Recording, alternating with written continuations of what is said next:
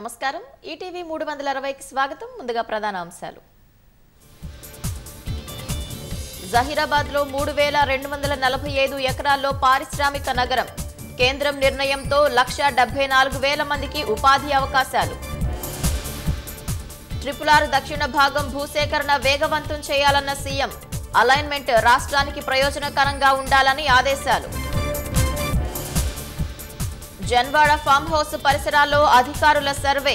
buffer zone పరిధిలోకి వస్తుందా లేదా అని వివరాల సేకరణ మహిళలు ఆర్థికాభివృద్ధి సాధించాలని గవర్నర్ ఆకాంక్ష ఇవాళ జనగామ జిల్లాలో పర్యటించనున్న జిష్ణుదేవ్ వర్మ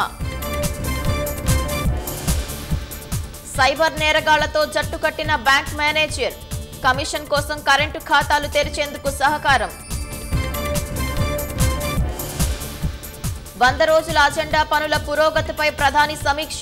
మహిళలు పేదలు యువత రైతుల సమస్యలపై దృష్టి అత్యాచార నిందితులకు మరణశిక్ష పడేలా చట్ట సవరణ వచ్చే వారం బిల్లు ప్రవేశపెడతామన్న బంగాల్ సీఎం మమత